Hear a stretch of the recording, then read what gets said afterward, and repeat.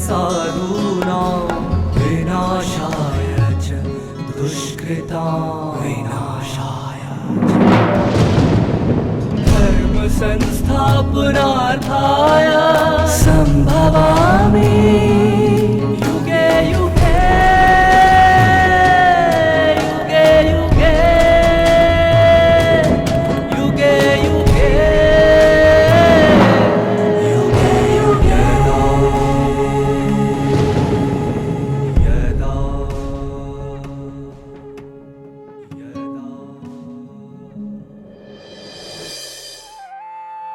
गीता ज्ञान की रोशनी आत्मा को उसके शाश्वत स्वरूप का संज्ञान कराती है, जिससे आत्मा स्वयं को पंच तत्वों से बने शरीर से मुक्त अनुभव कर पाती है।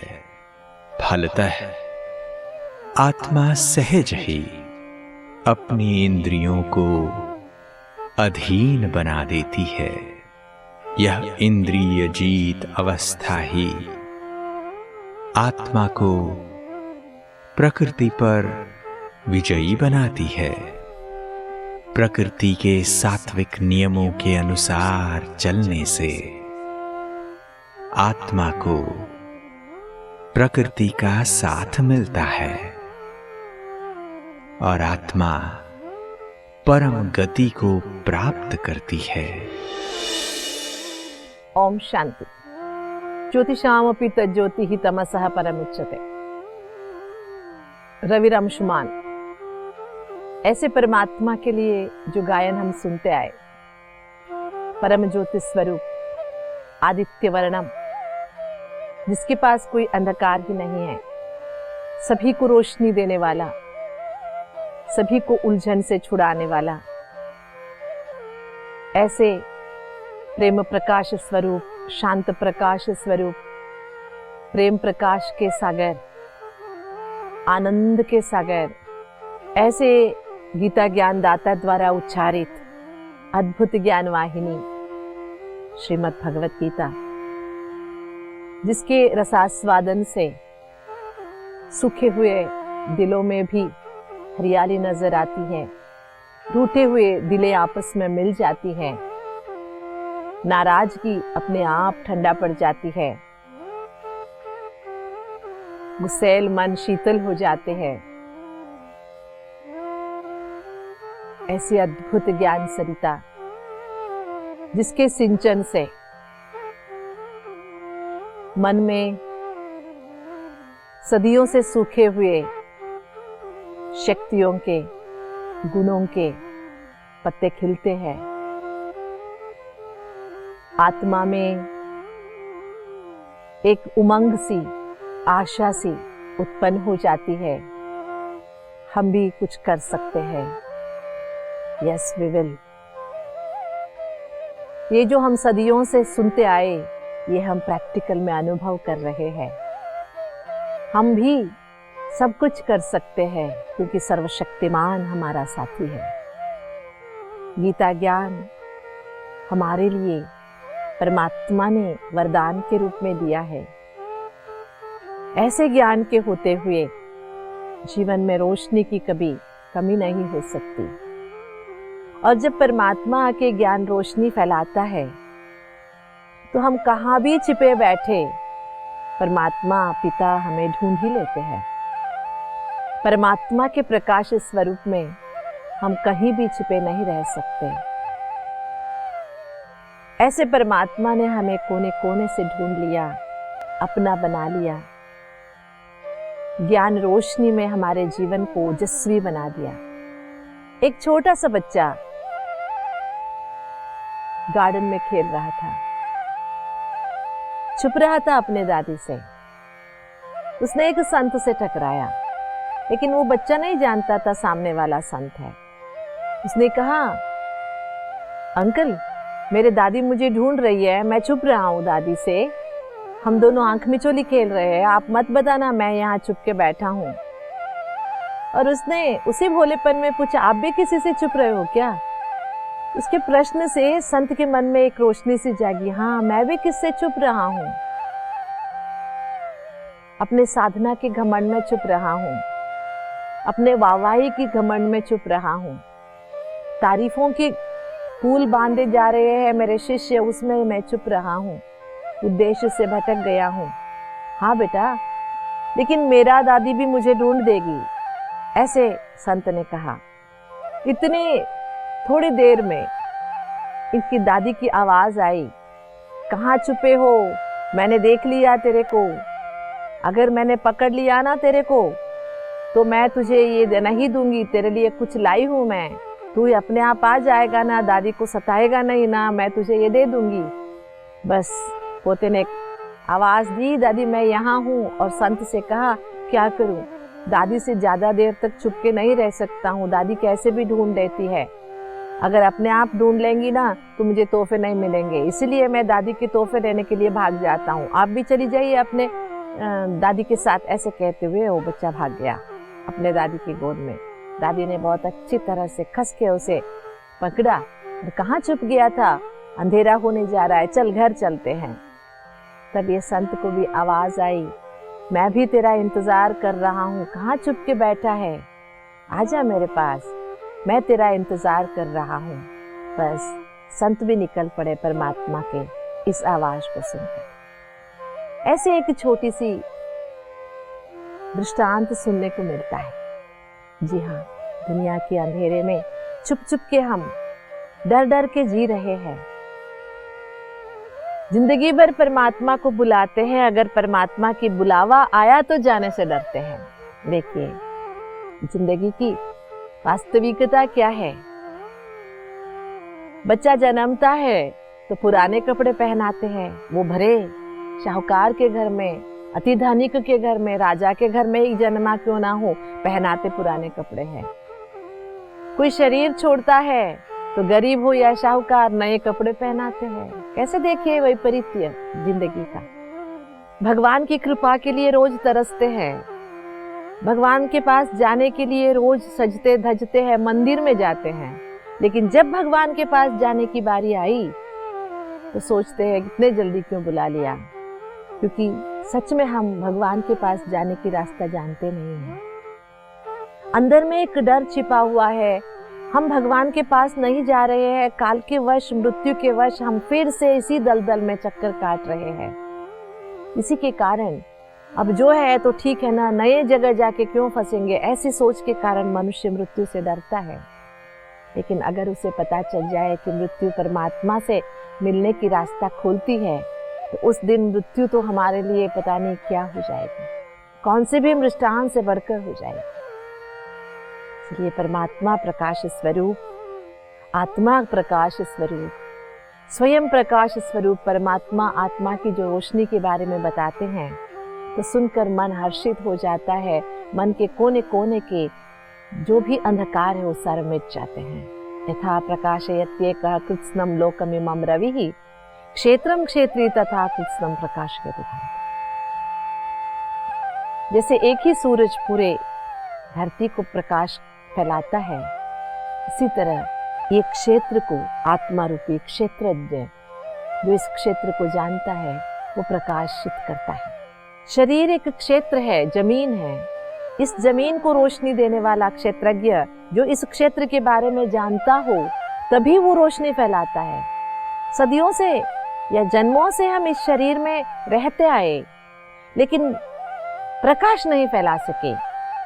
थोड़े थोड़े विशेषता के प्रकाश फैलाए, किसी ने, कोई अशोका ने फैलाए, किसी हर्षवर्धन ने, सम्राट ने फैलाए, कभी कोई संत मान के, कोई महांत बन के फैलाए होंगे थोड़े थोड़े रोशनी, जैसे टिमटिमाते हैं सितारे। लेकिन जो सच में जो सूरज जैसी रोशनी फैलनी चाहिए थी, अंधकार मिट जाना चाहिए था, वो नहीं हुआ, क्योंकि हम क्षेत्रज्ञ नहीं बने, क्षेत्री नहीं बने, अर्थात इस क्षेत्र के बारे में जानने का प्रयास नहीं किया हमने। और परम पुरुष क्षेत्रज्ञ परमात्मा के प्रकाश से भी हम अनभिज्ञ रहे। इसलिए परमात्मा कहते हैं यथा प्रकाशयत्येकः कृत्स्नं लोकमिमं रविः, एक ही सूरज पूरी धरती को प्रकाशित करता है, ऐसे पूरे शरीर के अंग अंग को प्रकाशित करने वाली आत्मा है। जैसे आत्मा शरीर से निकल जाती है, पूरी रोशनी खत्म हो जाती है, शरीर ठंडा पड़ जाता है, मुर्दे को देखने से लगता नहीं है, कहते हैं ना किसी को जिंदा भी कोई बहुत उदास है, ऐसे तो कहते हैं जैसे मुर्दे जैसा शक्ल बना के रखा है, जिसके अंदर चेतना नहीं है, जिसके अंदर उत्साह नहीं है, उत्सुकता नहीं है, जानने की, कुछ भी करने की हौसला नहीं है, ऐसे व्यक्ति को ऐसे उदाहरण से बोलते हैं। तो हम जिंदा मुर्दा न बने, हम सदैव प्रयासरत रहे। हमारे जीवन में कई बार दुनिया की तारीफों के बीच में लोगों ने वाह वाह कर दी तो हमने बहुत कुछ कर दिया, हम समझ के पेपर में क्या 4 नाम आ गया, 4 पेपर में फोटो छप गया तो हम समझते हैं हम आसमान को छू गए। नहीं, हमसे पहले भी ऐसे बहुत लोगों का नाम छपा हुआ था, लेकिन आज उनका एड्रेस नहीं है। तो जिंदगी का मकसद क्या है? हाँ, जी रहे हैं, अच्छा करें, नाम कमाए, लेकिन नाम कमाना, प्रसिद्धि पाना, यही जीवन नहीं है। इस जीवन के सत्य को पहचाने, अपने आप को पहचाने। कई बार हम इसी दुनियावी तारीफ के शिकार हो जाते हैं, है ना। पंचतंत्र की बहुत सुंदर एक कहानी है, आपने सुना है। पंचतंत्र में बहुत सारे जीवन के संदेश देने वाली कहानियां होती है। यहाँ भी एक बहुत सुंदर कहानी है। एक शेर, जंगल का राजा, उसने सोचा सभी अपने सेक्रेटरी रखते हैं तो मैं भी एक सेक्रेटरी रखूं। तो सोचा किसको सेक्रेटरी बनाऊं। शेर ने बहुत चतुर, बुद्धिमान लोमड़ी को अपना सेक्रेटरी बना लिया। पहले तो लोमड़ी डर रहा था कि क्या करे क्या करे, कभी गुस्से में मुझे खा जाए। लेकिन जैसे जैसे इन दोनों की पटती गई, अच्छी तरह से जमती गई, तो लोमड़ी बैठे बैठे उसे खाना भी मिलता था, आराम भी मिलता था, नाम भी मिलता था, जंगल के सभी पशु पंछी ऐसे सम्मान भी देते थे। लेकिन एक बार हाथी से लड़ाई करते करते शेर बहुत घायल हो गया, उठकर चल नहीं पाया, तो खाना कहाँ से, शिकार कहाँ से ढूंढता। तो शेर का पेट भरने का भी जिम्मेवारी लोमड़ी पर आ गया। तो लोमड़ी को शेर ने कहा, तू कैसी सेक्रेटरी है मेरा, जाके मेरे लिए खाने की बंदोबस्त करना। तो लोमड़ी ने कहा ठीक है। लोमड़ी निकल गई खाना ढूंढने, एक गधे को देखा तो गधे के पास पहुंच गया, कहने लगा कि तेरे सारी परिस्थितियां, जैसे तुम्हारे मालिक ने तुझे भगा दिया है, राजा को पता है, राजा को तेरे बारे में बहुत हमदर्दी है, तो राजा ने सोचा है तुझे अपना अंगरक्षक बना के रखेगा, इसलिए चल। पहले गधे ने सोचा कि ये यूं ही कह रहा है क्या, इनके पास जाऊं, वो भी शेर के गुफा के मुंह में, शेर के मुंह में कौन जाना चाहेगा। फिर भी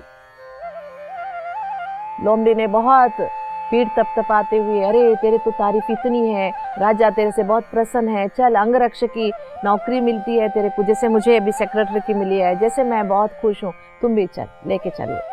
चल पड़े। जैसे गुफा के अंदर गधा आया, भूखा बैठा था शेर, एकदम हड़पने के लिए उसके ऊपर कूद गया। कैसे वैसे गधा वहां से छूट कर भाग गया। पहले से भूखा, फिर वो भाग गया, चिल्लाने लगा, कैसे भी करके वापस लेके आ, मेरे को बहुत भूख लगा है, शेर ने चिल्लाया।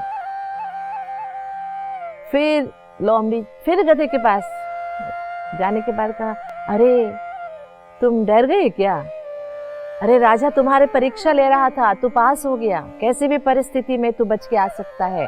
राजा को विश्वास हो गया, राजा ने परीक्षा लेने के लिए तेरे पर आक्रमण किया था, सच में नहीं। ऐसे कहते हुए और तारीफ का पुल बांधा। बेचारा गधा समझ नहीं पाया, लोमड़ी के पास चल के आया, लोमड़ी के साथ शेर के पास। आगे का तो कहने की जरूरत नहीं है, आराम से गधे को दोनों ने बैठ के खाया, आहार बन गया दोनों का गधा। क्यों? क्योंकि मीठी जुबान और धोखे जुबान का पहचान नहीं कर पाया। इसी के कारण तारीफ के जाल में फंस गया, जीवन गंवाना पड़ा। एक पंचतंत्र की कहानी है। अगर ज्यादा कोई तुम्हारा तारीफ कर रहा है, समझो कुछ काल है, पन है, दाल में कुछ काला है, ऐसे समझो। हम भी क्या करते आए, नश्वर जीवन, प्रकृति का ये जो साथ शाश्वत नहीं है, कभी छूट सकता है। लेकिन इस प्रकृति में रहते रहते कुछ चार काम क्या कर दिए, लोगों ने तारीफ की पुल बांध क्या दी, पैसे कुछ हाथ लग गए, हमने सोचा हम यहाँ के चिरंजीवी है, हम परमानेंट है। हमने नहीं सोचा ये हमारी टेम्पररी एड्रेस है, कभी छोड़ के जाना पड़ेगा। ये दुनिया के हम मेहमान हैं। ये भूलने के कारण, इस क्षेत्र का ज्ञान न होने के कारण, जो आगे चलकर परमात्मा कहते हैं, हम शाश्वतता से भटक गए, अंधे हो गए, अंधकार में भटक गए। इस बात को स्पष्ट करने के लिए आगे का भगवान आज हमें बहुत सहयोगी देता है। क्षेत्र क्षेत्रज्ञ योरे मंतरम ज्ञान चक्षुषा भूत प्रकृति मोक्षम च ये विदुर्यांति से परम। बहुत सुंदर, लेकिन थोड़ा सा समझने योग्य। क्षेत्र और क्षेत्रज्ञ के बीच का अंतर, भूत और प्रकृति के से मोक्ष का जो बातें हैं, ये जो समझ लेता है, विदुर्यांति, जो समझ लेता है वो परम गति को पाता है। क्षेत्र और क्षेत्रज्ञ के बीच का अंतर, पहले से इस अध्याय में हम यही सुनते आए, यही शब्द बार बार पुनः उच्चार हुआ है। क्षेत्र दो प्रकार का है और क्षेत्रज्ञ भी दो प्रकार के। एक ये क्षेत्र है शरीर, और मैं आत्मा क्षेत्रज्ञ हूं। जब इसके बारे में मैं जानता हूं, पूरी सृष्टि एक क्षेत्र है, परमात्मा इसका क्षेत्रज्ञ है जो पूरी सृष्टि के बारे में जानता है। और क्षेत्र जिसमें सारे प्रकृति है और मैं पुरुष हूं। परमात्मा परम पुरुष है, पूरी प्रकृति को वो जानता है। मैं अपनी प्रकृति को जानता हूं और मैं अपनी प्रकृति के साथ साथ स्वभाव को भी जानता हूं। प्रकृति के स्वभाव क्या है, पुरुष का क्या स्वभाव है, बाह्य प्रकृति के क्या स्वभाव है, परम पुरुष का क्या स्वभाव है। और इस भूत से, पांच भूतों से, पांच तत्वों से और प्रकृति से कैसे मोक्ष को पाया जा सकता है। यहाँ पर शरीर से छूटने की बातें हो रही है, शरीर के बंधन से मोक्ष पाने की बातें हो रही है। जैसे कि कई बार हमने मोक्षयिष्यामि की बातें सुनी है, यो माम अजम अनादिम च वेत्ति लोक महेश्वरम असम्मूढ़ः समर्थेषु सर्व पापैः प्रमुच्यते। यहाँ भी सुने हैं, आगे 18वें अध्याय में भी सुनेंगे, सर्व पापैः प्रमुच्यते मोक्षयिष्यामि मा शुचः। देखिए, हम जब इस पंच तत्वों के शरीर के अंदर आए, इस प्रकृति के अंदर आए, पांच भूतों के बंधन में आए, इसके साथ और पांच भूत जुड़ गए, काम क्रोध लोभ मोह अहंकार। इन सब से बाहर निकलना कैसे है ना। प्रकृति का एक बंधन है। प्रकृति पहले हमारा संबंधी था तो कोई भी रोग शोक नहीं था, लेकिन प्रकृति जब हमें बंधन में डाल दिया, जैसे देखिए, आप अपने घर में बैठे हैं, दरवाजा खुला है, जब चाहे आप बाहर जा सकते हैं, आ सकते हैं। लेकिन ऐसी परिस्थिति आई, किसी ने आपके घर के बाहर से ताला लगा दी। वही घर जहां आप खेले पले बड़े हुए, जहां आपने बहुत अच्छे हंसी खुशी के क्षण बिताए, जब चारों ओर से बंद करके आपको अंदर रखा गया, वही घर आपके लिए बंधन बन जाता है। वो खुशी नहीं देता है आपको। जिस घर में आप बहुत खुशी से पले बड़े थे, अगर उसी के अंदर आपको बंधित किया गया तो वो खुशी नहीं देता है। ऐसे ये शरीर जिसके साथ हम बहुत खुश थे, देवता थे, जहां चाहे जहां जाते थे, प्रकृति हमारे लिए बंधन नहीं था, तभी हम बहुत खुश थे। लेकिन जब ये प्रकृति अभी बंधन बन गया है हमारे लिए, हमारे ही कर्मों के फलस्वरूप पांच भूत हमारे लिए बंधन बन गए हैं। साथ ही साथ इस पांच भूत के साथ और पांच भूत जुड़ गए, गुण संगोस्य, शरीर के संग के कारण गुण अवगुण में बदल गए। शारीरिक आकर्षण हमारा गुण बन गया, जिसके प्रति स्वरूप हम दुखी हो गए। इन सब से कैसे मोक्ष पाना है ये तभी पता चलता है जब हम क्षेत्र और क्षेत्री, परम क्षेत्र और परम क्षेत्री, प्रकृति और पुरुष, इसके अंतर को समझते हैं। जैसे धागा उलझ जाता है तो उसे काटा जाता है, एक तरफ से काटो तो पूरा सुलझ जाता है। इसी तरह जीवन उलझ गया था तो भगवान ने इस बंधन को काटने के लिए हमें ज्ञान का आधार दिया। ज्ञान के आधार से, समझ के आधार से, परमात्मा के साथ के आधार से हम अपने इन बंधनों को काट सकते हैं। जब एक तरफ से काटेंगे तो और तरफ से हम खुल जाएंगे, तब प्रकृति हमारी साथी बन जाएगी, हम प्रकृति जीत आत्मा बन जाएंगे, है ना। इंद्रिया जीत, पहले हम मन जीत कहते थे, केवल मन जीत होने से कुछ नहीं होगा। मन के साथ साथ हम संस्कारों पे भी विजय पाए, अपने बुद्धि को शक्तिशाली बनाए, इंद्रियों के ऊपर हमारा राज हो, साथ ही साथ अंतर के प्रकृति और बाहर के प्रकृति के ऊपर हम विजयी बने। हम कई बार प्रकृति के वशीभूत हो जाते हैं। हमारे कई काम के लिए प्रकृति को हम बहाना बना लेते हैं, लेकिन आजकल मनुष्य ने स्थूल प्रकृति के ऊपर विजय पाने की रास्ता ढूंढ ली है। फिर भी जब बहुत बड़े बड़े आफतें आ जाती हैं, हिम नदियों में बाढ़ आ जाती है एकदम, तो मनुष्य असहायक बन जाता है। भूकंपन हो जाता है तो मनुष्य असहायक हो जाता है। मूसलधार बरसात हो जाती है तो मनुष्य असहायक हो जाता है। प्रकृति के आगे कितना भी करे मनुष्य अब छोटा ही लग रहा है, क्योंकि प्रकृति मनुष्य से विपरीत हो गई है। प्रकृति और मनुष्य का संबंध बिगड़ गया है, क्योंकि प्रकृति के नियमों को हमने उल्लंघन किया। शारीरिक प्रकृति भी हमारी बातें क्यों नहीं सुनती है। बचपन में हमने जुबान पर नियंत्रण नहीं साधा। जब युवावस्था में थे तो जो जी में आया सब कुछ खाए, शरीर के ऊपर थोड़ी भी प्रेम करुणा नहीं दिखाई।